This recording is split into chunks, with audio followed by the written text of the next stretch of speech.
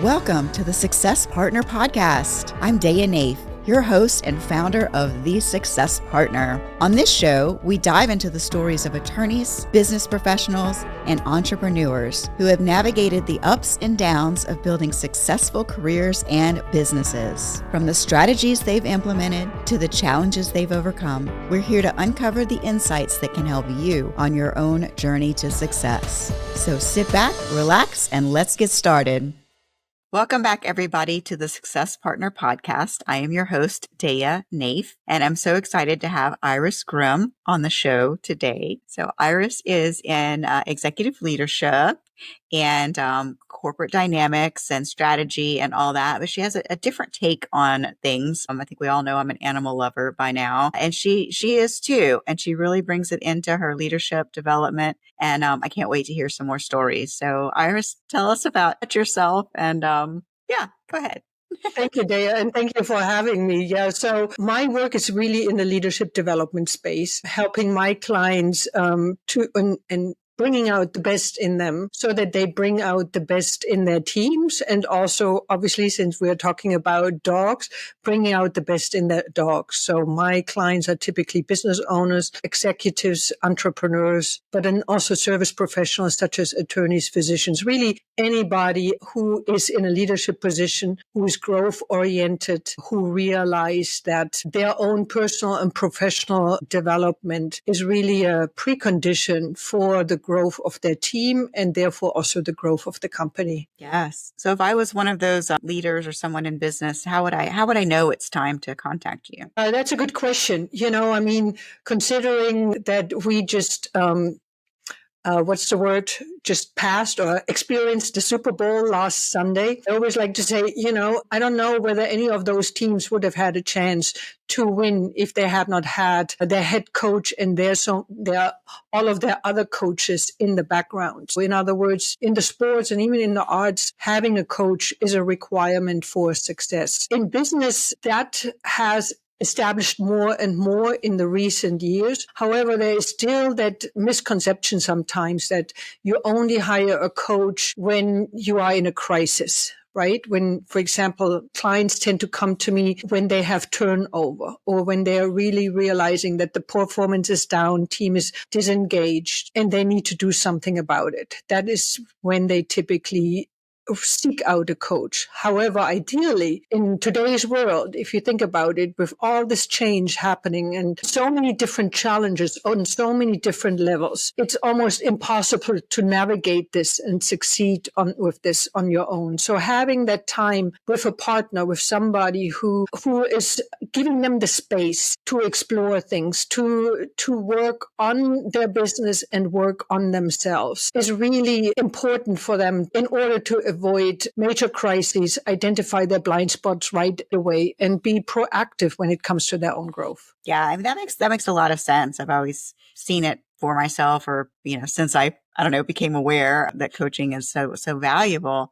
But what about, you mentioned the attorneys and doctors and all that, and how do you encourage them or lead them into realizing that this is time well spent? Time spent away from their business to actually work on the business? It really starts out with asking them some basic questions, right? Really something such as, if you had a magic wand and could make one small improvement in your business or in the way you are working, that would create more ease for yourself and maybe more peace of mind, what would that be? And, really let them talk. And then, the good thing about coaching is really that once they have that space where they are not judged, where they feel safe to explore things, even if sometimes they say to me, you know what, that might sound stupid. And I'm like, nothing is stupid here in this space. They come up with their own answers. So a coach is not there to give them the answer, but the coach is there to create the space for them to come up with their own answer.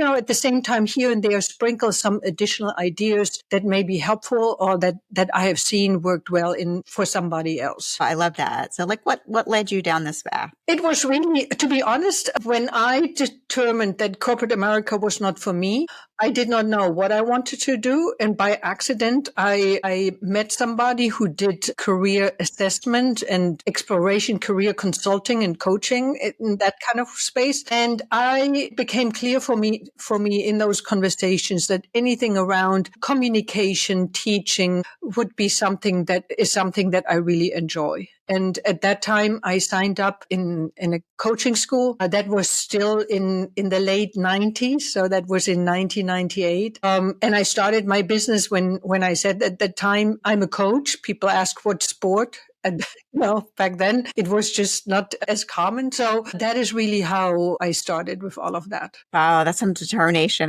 and resilience, because that was sort of the birth of the profession.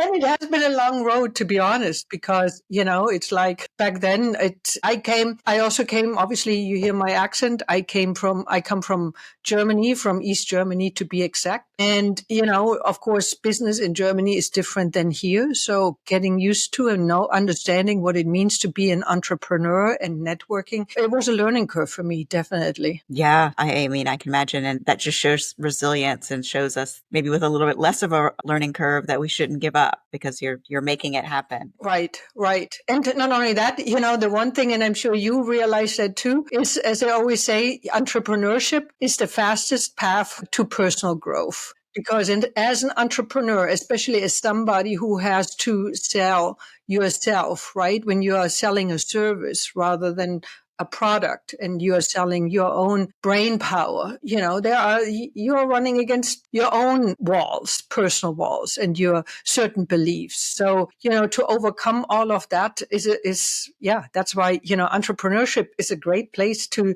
start when you want to grow as a person, become more resilient, handle rejections, all of those things that are a natural part of this area. Yeah. And a part of human growth. Absolutely. Yeah. And Yeah. it's a fun part too, especially. Do you have a favorite mantra or saying that you like that keeps you going forward? A favorite mantra. My favorite mantra really is success to me is when you get up in the morning looking forward to your day. And at the end of the day, when you are looking back at your day, you say, this has been a good day. And you can do that where you live in a life that you live on your own terms, based on your own values and the things that you believe in. So I believe, especially now in this time, we have so many different options. Suffering is optional. And, we all can find a way how we can make a difference in this world. There is so much work that needs to be done. It's really also all about being of service to others, and most importantly, being kind to others, because we don't know the struggles that people are experiencing in their life. And therefore, we should not judge, but rather be kind and understanding. Yeah. And it costs us nothing to be. And it costs us nothing, no. But we don't know how valuable that can be for the person that is in front of us. Mm-hmm. Yeah, absolutely. And there's the saying, I want to be the person my dog thinks I am. Yes, great transition. Yeah. Tell us a little bit more about doggone leadership. Yeah. So that is really something that I have developed over the years. And it's really because of my own enthusiasm and advocacy for dogs. I have been training dogs for the last 24 years, starting with my own dogs first. That I also trained at that time back in the days for competition. And then that led to helping other people with their dogs, especially with dogs that I love the big breeds. I love the German Shepherds, the Rottweilers, the Pit Bulls, the dogs that other people are afraid of, and that some oftentimes get punished because people don't understand them correctly. And so me meeting with people on the weekend, helping them with their dogs, and then during the week talking with business owners and executives about leadership challenges, I included a lot of the stories from the weekend into my coaching to demonstrate a certain principle or teach a certain principle. And then at the same time, when I talked with people on the weekend to help them understand the leadership principle with their own dogs, I brought in the stories from the workplace. And so, I always was tinkering with the idea. I would love to include this somehow, where combine it somehow. And it took me a while to figure it out. And that is how Dog on Leadership came about. It's really about engaging people in unique conversations about leadership by reflecting on their relationship with their dogs. And that does not mean that you treat your employees like dogs, even though, some people would say, well, you know what, I would then treat them better than Yes. right? But there are many principles when it comes to responsible dog ownership that equally applies in our interactions with humans. Yeah, that makes a lot of sense. Yeah, we always joke around here. We want to come back reincarnated as one of our. Yeah. And at the same time, as I also always say to people, that means that you are looking at them, that they are a dog. They are a different species. Their psychology is different than the human psychology, because we never want to humanize the dogs, because that is when we don't serve them well. Yeah, look at responsibility, and we have a responsibility to them and for them, and people have a different, empowerment and things where we can work back and forth with that. Wonderful. Well, so that's great. Do you have any stories you could share? Just a short story about which way you went with either sharing a dog story or a leadership story with your dog owners? So, one is of somebody who actually, he came to me because he adopted a dog, and he found a dog, or he found the dog on, so it adopted him. Well, he found it on the web, and the dog came actually from California, and he is a first-time dog owner, and he reached out to me because he knew right away that he needed some help.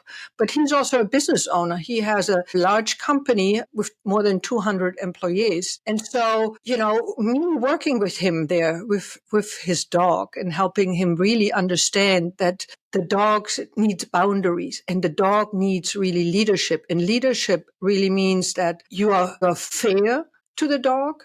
You are firm with the dog. And when you are fair and firm with the dog, you're also having fun. And the dog has fun because the dog knows where their boundaries are. And the dog you hear this so oftentimes where dogs are nipping somebody, or people say, oh, my dog would protect me. But the dog was never really trained, or doesn't even, feel confident to protect. And some people even confuse protection with fear aggression.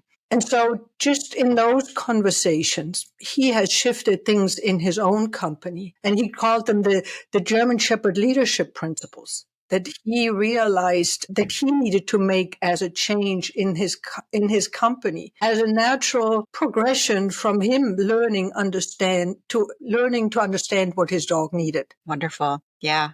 Thank you so much. So how do people find you? On the web, my website is irisgrimm.com. I'm on LinkedIn. That is the social media platform where I am present the most. Yeah, well, calling me. Okay. My number is on my website. If I can leave it, it's wonderful. Yes. And so all this will be in the show notes. Those of you who are listening on the go don't need to take a memo right now. It'll be in the notes and you can look it up on your computer later. So Iris, thank you for coming on today. This has been a lovely conversation and very, very impactful. And thank you, listeners. This has been another episode of the Success Partner Podcast. I am your host, Daya Naef. Please stay tuned, like, and subscribe. Thank you so much, Daya. Thank you for joining us on the Success Partner Podcast. I hope you enjoyed today's conversation and found some valuable takeaways to apply to your own business journey. Remember, this show is brought to you by The Success Partner, where we help small law firms and business owners achieve unparalleled success through strategic guidance, operational excellence, and effective marketing. If you're ready to take your business to the next level, visit thesuccesspartner.net to learn more. Until next time, keep striving for success, and I will see you in the next episode.